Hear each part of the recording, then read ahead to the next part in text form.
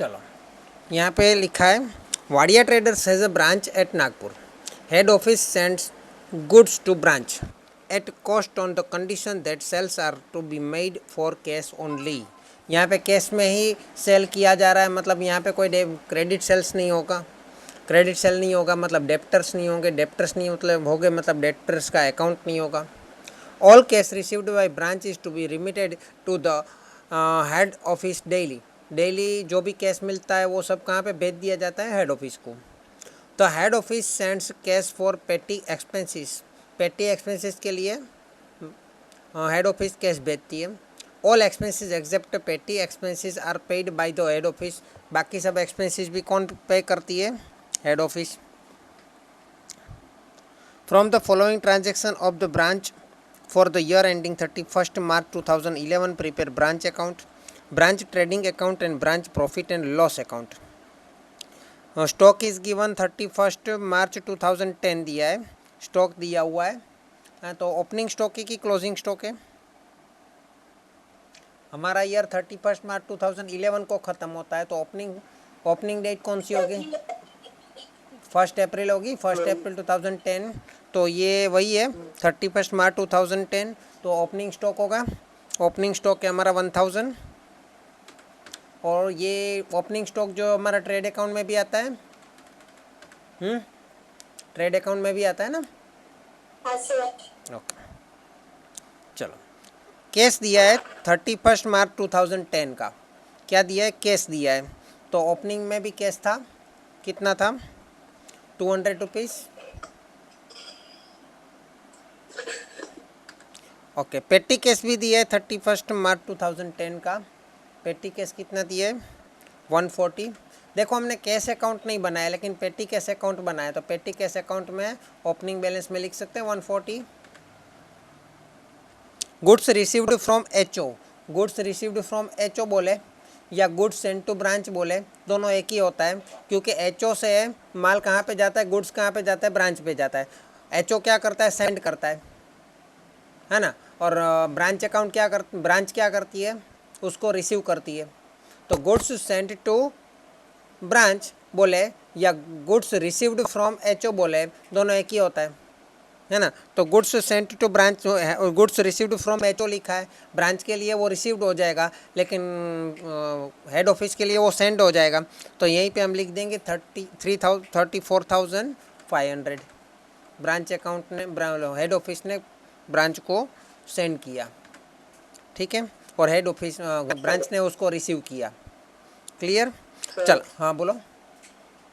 Sir stock में cash वाले समझ नहीं पाई, वो 31 ओपनिंग स्टॉक केवी बताए हुए थे.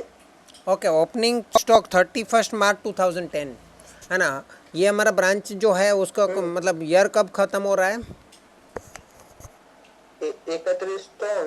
31st मार्च 2011 को. एक साल पहले कौन सी डेट होती है जब ओपनिंग स्टॉक होना है, 1 अप्रैल होता है 2010 है ना. उसके पहले वाला साल का क्लोजिंग स्टॉक क्या होगा, 31st मार्च 2010 का. 31 मार्च का 2010 का जो क्लोजिंग स्टॉक होगा वही उसके बाद वाला 1 अप्रैल का क्या हो जाएगा, ओपनिंग स्टॉक. समझ में आया. तो 1 अप्रैल 2010 का ओपनिंग स्टॉक कितना होगा, 1000. हाँ. मतलब लास्ट स्टॉक मतलब इतना था, अभी नेक्स्ट ईयर आएगा मतलब 2011 का मतलब 1000 हो जाएगा. अभी जो है ना, अभी की बात कर रहा हूँ, अभी की मतलब अभी तो क्लोजिंग स्टॉक होगा, लेकिन एक साल पहले मतलब 31 मार्च 2010 को वो कितना वो ओपनिंग होगा हमारे लिए. वो 31/3/2010 का जो होगा वो हमारे लिए ओपनिंग होगा. हाँ. और 31/3/2011 को होगा वो हमारा क्लोजिंग होगा. क्लियर. हाँ सेम वस्तु केस में भी है, पेटी केस में भी है. अच्छा, उसके बाद एक अच्छा ये goods sent to branch account, वो ब्रांच के लिए क्या हो जाएगा, ब्रांच के ट्रेड अकाउंट के लिए वो परचेज हो जाएगा एक प्रकार का. तो परचेज अकाउंट की तरह उसको लिख दें 34,500. उसके बाद एक गुड्स रिटर्न फ्रॉम एचओ. तो रिटर्न तो यहाँ पे हम लिखते हैं ब्रांच अकाउंट में हम डेबिट साइड लिखते, सॉरी क्रेडिट साइड लिखते हैं. हाँ, रिटर्न लिखते हैं ना यहाँ पे, कितना लिखते हैं 14,500। हाँ, लेकिन यहाँ पे हम क्या करते हैं, ट्रेड अकाउंट में उसको माइनस करके बाहर ले जाते हैं। हाँ, तो कितना आएगा 20,000 आएगा बाहर। यहाँ तक समझ पड़ गया? देख लीजिए एंट्री।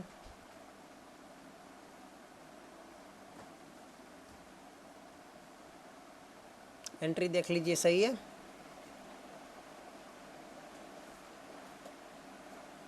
समझ में आ गया ना?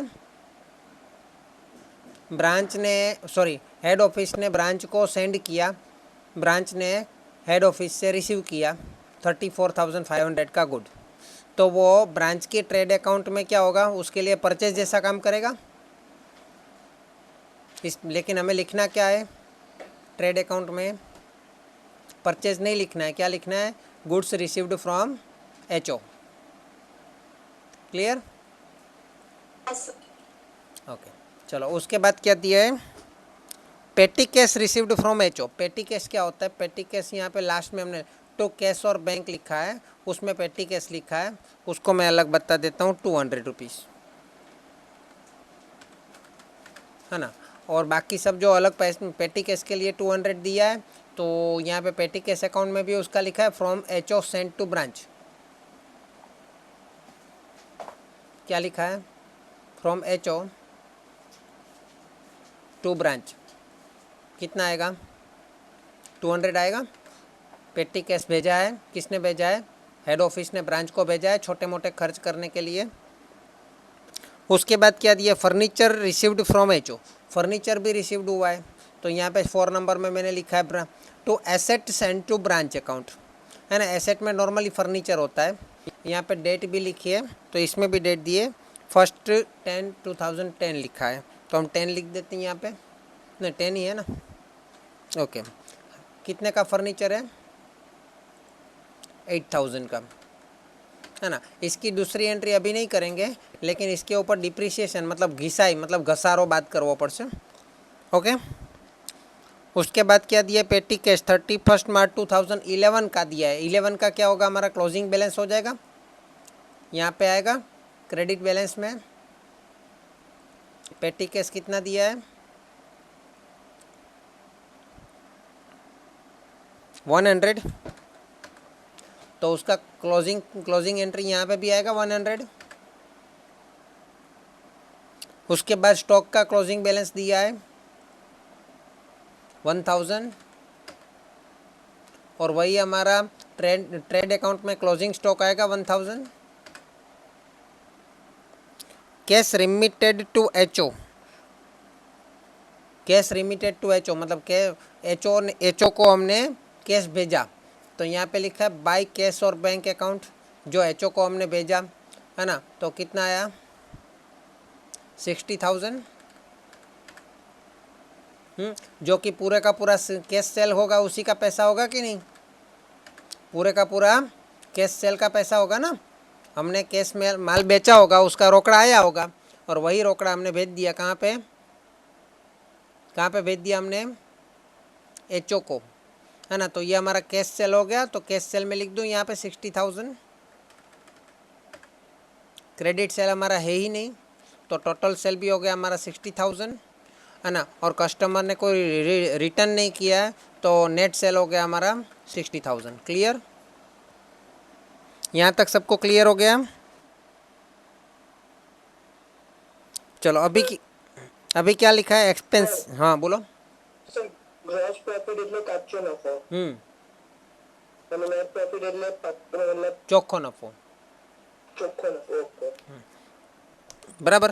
चलो उसके बाद क्या दिया है हमको, एक दूसरा टेबल दिया है, उसमें एक्सपेंसेस दिया है, रिसीव्ड फ्रॉम एचओ और पेड बाय ब्रांच। मतलब एचओ ने हमको पैसा भेजा था कुछ खर्च करने के लिए, है ना। जैसे कि सैलरी एंड वेजेस के लिए हमको कितना दिया था, सैलरी एंड वेजेस के लिए 10,000 दिया था।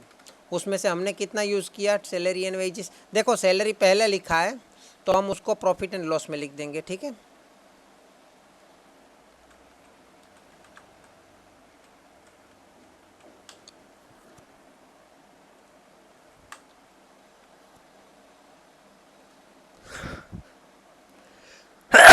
सैलरी के लिए कितना भेजा था 10,000, लेकिन हमने सैलरी का कितना दिया 9,500 दिया, जो कि हम प्रॉफिट एंड लॉस में लिखेंगे।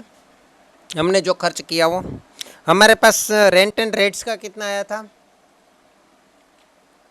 800, जबकि हमने उसको खर्च कितना किया रेंट एंड रेट्स का 800 दूसरे कॉलम में है।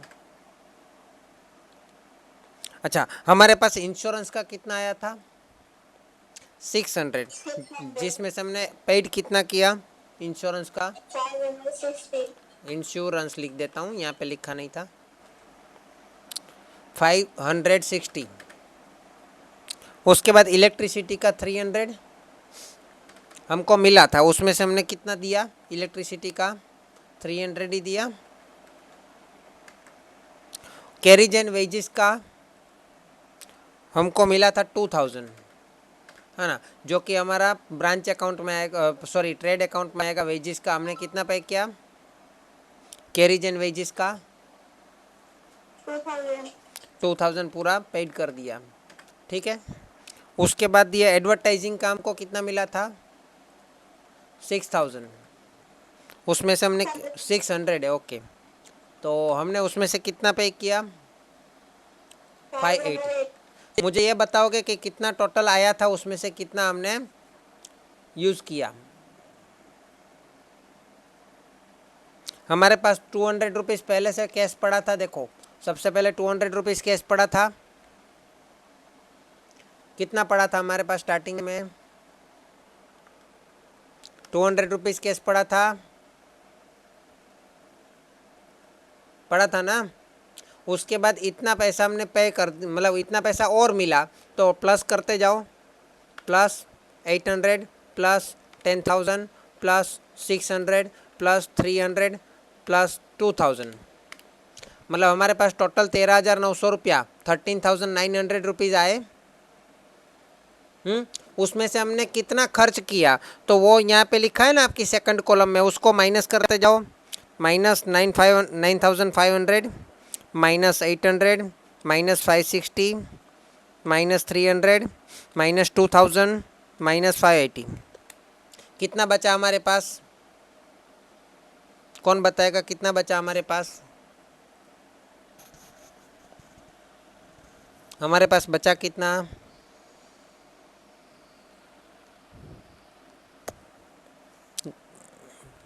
गलती हो रही है क्या आपकी या मेरी। 200 रुपीज़ हमारे पास पड़ा था, उसके बाद हमारे पास 10,000 रुपीज़ आया, उसके बाद 800 आया, 600 आया, 300 आया, 2000 आया एंड 600 आया। टोटल कितना आया 14,500 हुआ, बोलो 14,500 हुआ। Yes, sir. ओके, उसमें से हमने कितना यूज़ किया, कितना उसको स्पेंड किया, कितना चुकाया हमने, पेमेंट कितना किया 9,500 माइनस किया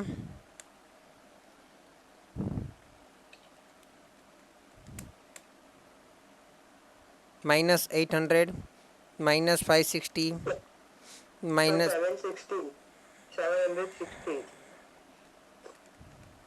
760 रुपीज़ हमारे पास बच गया, वो हमारा क्लोजिंग बैलेंस होगा कैश का। हाँ, क्लोजिंग बैलेंस हुआ. क्लोजिंग बैलेंस लिख सकते हैं यहाँ पे कैश में। हम्म. ओके, चलो ये हमारा काम ख़त्म हो गया। एक डिप्रिसिएशन मतलब फर्नीचर जो था ना उसका कैलकुलेशन करना बाकी है। तो फर्नीचर हमने कब आया था 8,000 का फर्नीचर आया था, उसके ऊपर कितना डिप्रिसिएशन गिनने को बोला है 5%। तो 8,000 का 5% करो पहले, 8,000 का 5% कितना होता है 400 रुपीज़ होता है। हाँ. अच्छा, तो मुझे बताओ, ये तो हमारा पूरे साल का है, लेकिन हमारे पास फर्नीचर कब आया था उसके बाद का ही डिप्रिसिएशन गिनना पड़ेगा। तो 10वें महीने में आया था, तो 10वां 11वां 12वां पहला दूसरा तीसरा 10 11 12 first second and third month 6 महीना हो गया। 6 मंथ का कितना होगा 8,000, मतलब 400 रुपया जो आया वो 12 मंथ का है, तो 6 मंथ का कितना होगा 400 इंटू 6 डिवाइडेड बाई 12 200 रुपीज़। तो 200 रुपीज़ आया, तो ये हमारा क्या हो गया डिप्रिसिएशन हो गया। क्या हो गया डिप्रिसिएशन ऑन फर्नीचर। वो डिप्रिसिएशन मतलब घसारो, घसारो क्या लिखा है प्रॉफिट एंड लॉस में लिखा है પ્રોફિટ એન્ડ લોસમાં લખાય ઘસારો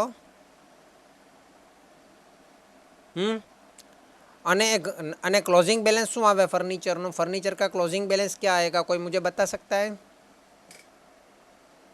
फर्नीचर हमारे पास कितने का था? 8,000। उसमें से डिप्रिसिएशन कितना माइनस हो गया? 200। तो अभी कितना बचेगा?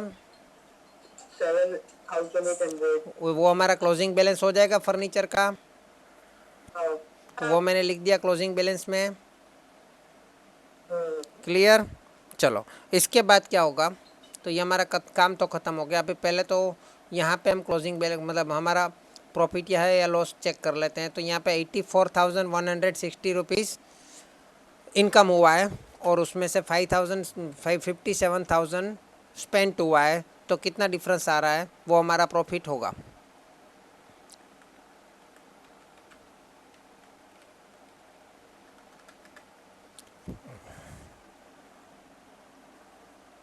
$27,160 बता रहा है।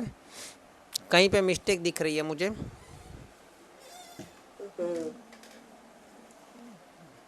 कोई एंट्री बाकी तो नहीं है?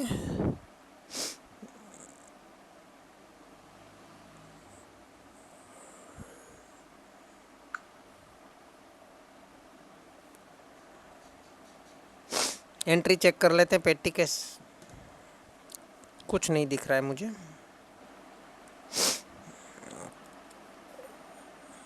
10,800, 600, 300, 2,000 and 600 again.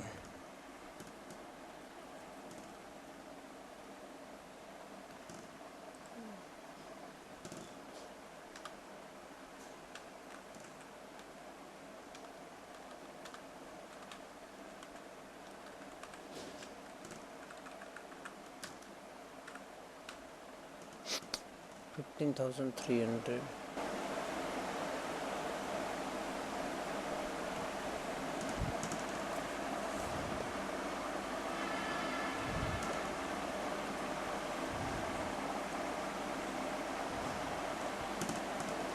यहाँ पे तो टोटल सही मार रहा है। यहाँ पे 25,820 आना चाहिए। 2,000 का कोई एंट्री में प्रॉब्लम है यहाँ पे। अच्छा ये तो मैंने टोटल मार के बाहर लाना था, वो तो लाया ही नहीं। ये मेरे को टोटल मार के बाहर लाना चाहिए ना, वो मैं लाया ही नहीं। तो 1,340 है ना, तो यहाँ पे वो गड़बड़ी हो जाएगी ना। कितना है? 85,500 अब आ जाएगा। तो लॉस बता रहा है 58,340। 58,340 कितना है? 25,820। खाली ये टोटल बाहर लाने का प्रॉब्लम हो रहा था। ठीक है, तो टोटल बाहर लाना चाहिए ना। यहाँ पे भी देख लेते, कोई टोटल बाहर लाना रह नहीं गया ना? ओके, नहीं रहा है। चलो तो ये प्रॉफिट हमारा आना चाहिए। चलो अभी यहाँ से हम देखते हैं। तो पहले पेटी कैश अकाउंट को क्लोज करते हैं। तो क्या डिफरेंस आ रहा है, कहाँ पे आ रहा है? यहाँ पे 375 ज़्यादा है, उसमें से 100 माइनस करेंगे तो यहाँ पे कुछ बचेगा। कितना आएगा? 275 होगा। इतना हमने एक्सपेंस किया पूरे साल में। 275 का हमने पूरे साल में एक्सपेंस किया है ना। हमारे पास 140 आया था और 140 पहले से था, उसके ऊपर से 200 और आया, तो हमारे पास 375 होने चाहिए। लेकिन हमारे पास है 100 रुपीज़। इसका अर्थ क्या हुआ? हमने कितना खर्च कर दिया? 275। जो खर्च कर दिया वो हमारे लिए प्रॉफिट एंड लॉस में आएगा 275। क्लियर? सर टोटल आएगा 200 340 ना। अरे यहाँ पे टोटल पहले का बता रहा है 340 आएगा। तो यहाँ पे टोटल कितना आ रहा है? 340। तो यहाँ पे कितना आएगा? 240 है ना। तो यहाँ पे 240 आएगा। ठीक है यहाँ पे। ओके चलो, तो अभी हमें क्या करना है? अभी ट्रेड अकाउंट को क्लोज करना है। ट्रेड अकाउंट को क्लोज करें तो कहाँ पे ज़्यादा आ रहा है? डेबिट साइड ज़्यादा, क्रेडिट साइड ज़्यादा आ रहा है। तो डेबिट साइड कम आ रहा है, तो हम डिफरेंस निकाल लें। 61,000 माइनस 38,000 हमारा ट्रेड अकाउंट का ग्रॉस प्रॉफिट आ रहा है, जिसको हम कहाँ पे ले जाएंगे, प्रॉफिट एंड लॉस में ले जाएंगे। ओके, तो यहाँ पे भी हम देख सकते हैं क्रेडिट बैलेंस ज़्यादा है, तो डेबिट पे साइड हमारा डिफरेंस आएगा। जो डिफरेंस आएगा वो क्या हो सकता है, हमारा प्रॉफिट हो सकता है ना। तो कितना प्रॉफिट हो सकता है, माइनस करके देखें, 25,820। सेम प्रॉफिट आ गया दोनों में। ब्रांच अकाउंट में भी उतना ही प्रॉफिट है और यहाँ पे भी उतना ही प्रॉफिट है। समझ में आया, सेम आ गया ना।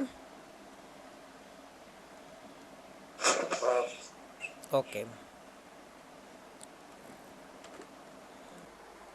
चलो आ दाखलो તમને समझ तो पड़ गई, ये सवाल आपको समझ तो पड़ गया, लेकिन आपको एक डेप्टर्स अकाउंट सिखा देता हूँ इसी सवाल के अंदर अंदर। वैसे हमारे यहाँ पे क्रेडिट सेल्स तो है नहीं, है ना। समझ लीजिए कि अगर क्रेडिट सेल होता, है ना, ये 60,000 का कैश सेल है, उसकी जगह पे क्रेडिट सेल होता तो क्या होता, है ना। क्रेडिट सेल होता तो दो तीन चीज़ें होती। समझ लीजिए कि 60,000 में से 20,000 का कैश सेल है और बाकी का क्रेडिट सेल है, तो क्या होता। हम यहाँ पे 60,000 अभी रहने देते हैं, यहाँ पे देख लेते हैं ब्रांच ट्रेड अकाउंट में कैश सेल 20,000 कर देता हूँ और क्रेडिट सेल 40,000 कर देता हूँ, ठीक है ना। तो हमारा टोटल सेल 60,000 हो जाता कि नहीं हो जाता, बताइए। रिपीट करें एक बार पाँच।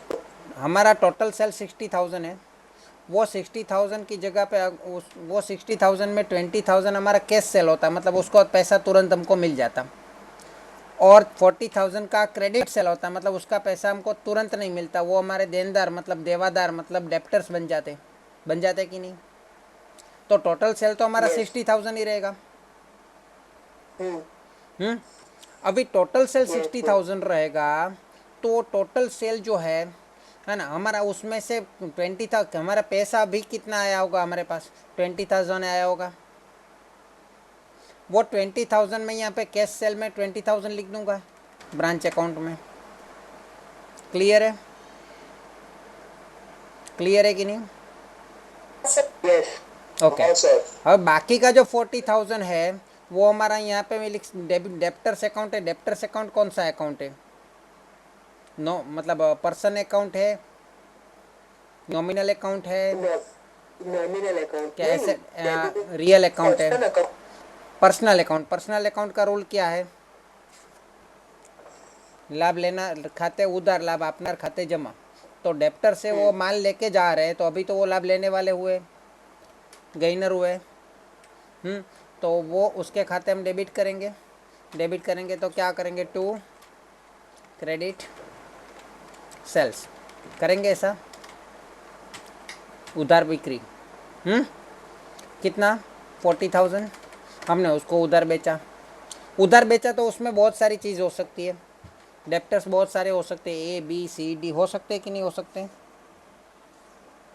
डेप्टर्स की। अच्छा, अगर डेप्टर्स बहुत सारे हो सकते ए बी सी डी, उसमें से ए प्रकार का जो है उसने क्या किया, उस जो हम क्या हमारे पास से 5,000 का माल लेके गया था, कितना लेके गया था 5,000 का माल, तो उसने उसी साल में 2-3 महीने में वो 5,000 रुपया हमको चुका दिया। तो हमारे पास क्या हुआ, कलेक्शन हुआ पैसे का, क्या हुआ, कैश रिसीव्ड हुआ from, cash received from debtors, या फिर कलेक्शन लिखेंगे, कैश यहाँ पे डेप्टर्स का नाम नहीं लिख, कैश रिसीव्ड कलेक्शन, ठीक है। 5,000 हमको मिल गया, बाकी कितना बचा, 35,000 बचा, है ना। 35,000 में से यहाँ पे हमने सेल किया है ना, उसमें थोड़ा मिस्टेक कर दे, 40,000 का 45,000 कर देता हूँ मैं, ध्यान दीजिएगा, यहाँ पे 45,000 कर देता हूँ, है ना। अभी 45,000 में से 5,000 का पैसा आ गया, तो अभी कितना बचा, 40,000 डेप्टर्स हुआ, डेप्टर्स का बैलेंस 40,000 हुआ, उसमें से समझ लीजिए 5,000 का जो है ना वो गुड्स रिटर्न हुआ, उसके पैसा उसका माल वापस आ गया, उसका क्या हुआ, भाई जिसका माल वापस आ जाएगा वो तो उसके पास तो हमें पैसा लेना नहीं होगा नहीं। जिसका गुड्स हमको वापस आ जाएगा उसका पैसा हम थोड़ा लेना पड़ेगा, लेना चाहिए। जिसने माल ही वापस दे दिया, हमने उसको सेल किया था, उसने माल वापस दे दिया, भाई आपका माल हमको नहीं चाहिए, तो उसके पास अब पैसा मांग सकते हैं? तो उसको क्या बोलेंगे? गुड्स रिटर्न बोलेंगे। क्या बोलेंगे? है ना। तो गुड्स रिटर्न हम क्या करते हैं? ट्रेड अकाउंट में लिखते हैं। यहाँ पे हमारा 65,000 हो जाएगा। और ट्रेड अकाउंट में हम क्या करते हैं? गुड्स रिटर्न को माइनस कर देते हैं सेल्स रिटर्न। तो बाहर कितना जाता है? 60,000 जाता है।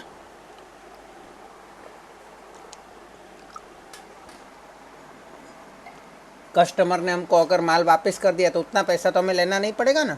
ये डेप्टर्स अकाउंट की स्टोरी देखते हैं। तो 45,000 का हमने उधार बिक्री किया था, तो उस मतलब कि क्रेडिट सेल किया था, उसमें से 5,000 का तो पैसा आ गया, 5,000 का माल वापस आ गया। अभी कितना बचा?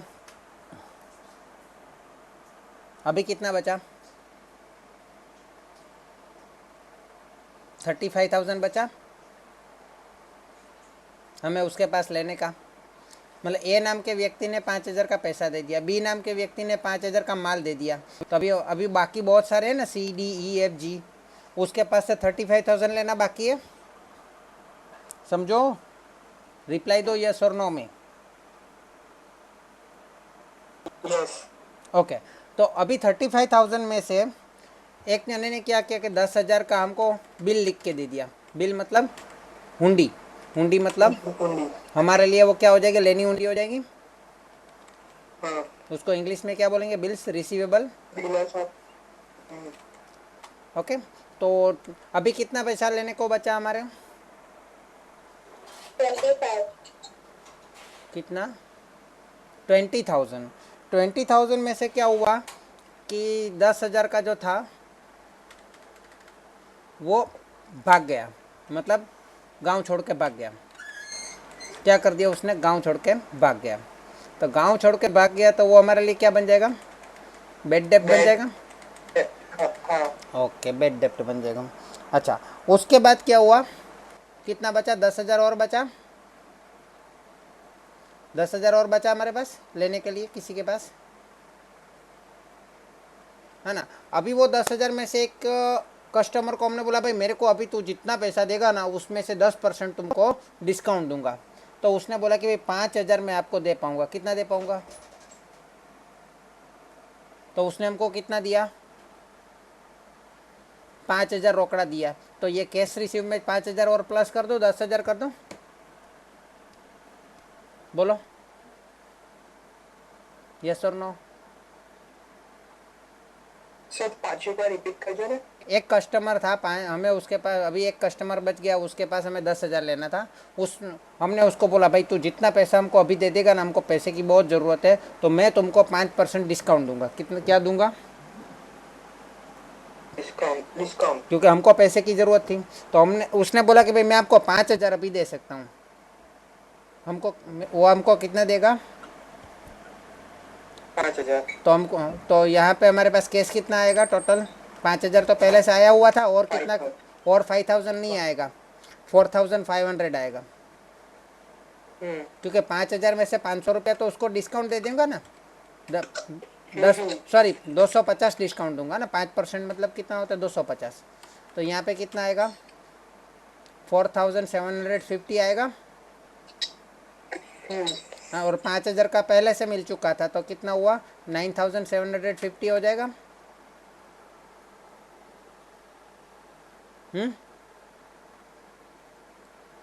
बोलो, समझ में नहीं आया?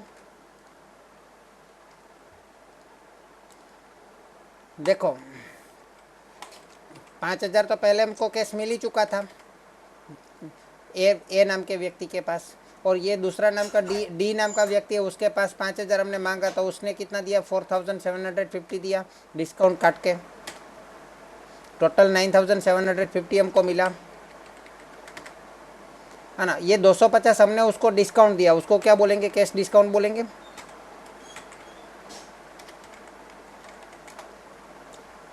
हुआ कि नहीं कैश डिस्काउंट? हाँ सर। ओके। अभी लास्ट में जो पैसा हमें लेना बचेगा वो उसको क्या बोलेंगे? क्लोजिंग बैलेंस बोलेंगे। है ना। तो क्लोजिंग बैलेंस कितना हुआ? डिफरेंस निकालो, 5000 आएगा शायद।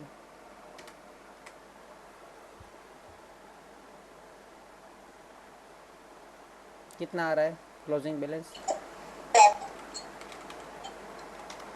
5000 आ रहा है। सर 10,000 आ रहा है। ओके, 10,000 आ गया। ओके, चलो, तो हमारा कंप्लीट हो गया। ये डेप्टर्स अकाउंट कंप्लीट हुआ, लेकिन उसकी क्रॉस एंट्री क्या है? देखो, क्रेडिट सेल की क्रॉस एंट्री तो हमने ट्रेड अकाउंट से ही लाया, 45,000, है ना। अच्छा, कैश रिसीव्ड हमको कितना मिला? 9,750। वो हमें किसको भेजना पड़ेगा? हेड एचओ को भेजना पड़ेगा। एचओ को भेजना पड़ेगा कि नहीं? हाँ, तो वो मैंने यहाँ पे लिखा है कलेक्शन। देखो, लिखा है कलेक्शन, उसमें लिख देंगे 9,750। ठीक है।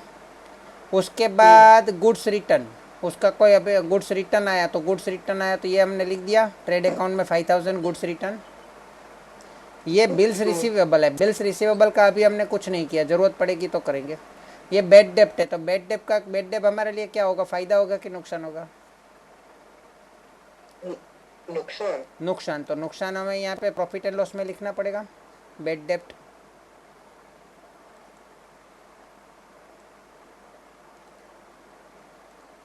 प्रॉफिट एंड लॉस में बैड डेप्ट लिखना पड़ेगा। कितना था? 5,000। ओके, उसके बाद क्या था? 10,000 था, सॉरी। उसके बाद क्या था? Cash discount. कैश डिस्काउंट हमारे लिए फ़ायदा है कि नुकसान है? फायदा। डिस्काउंट हमने उसको दिया, हमको 5,000 मिलने वाला था, उसकी जगह 4,750 मिला, तो कम मिला ना हमको। हमारा लॉस है। कैश डिस्काउंट, तो वो भी हमें प्रॉफिट एंड लॉस की डेबिट साइड लिखना पड़ेगा, 250, है ना। और यहाँ पे दो चीज़, एक तो क्लोजिंग बैलेंस जो है वो डेप्टर्स अकाउंट, अगर मतलब क्लोज यहाँ पे ब्रांच अकाउंट के अंदर डेप्टर्स अकाउंट का क्लोजिंग बैलेंस लिखना पड़ेगा 10,000, क्योंकि वो हमारा क्लोजिंग स्टॉक हो, क्लोजिंग बैलेंस हो गया डेप्टर्स का। उसके हाँ, ये तो कराऊँ छे। और यहाँ पे एक बिल्स रिसीवेबल है, उसका भी क्लोजिंग बैलेंस होगा।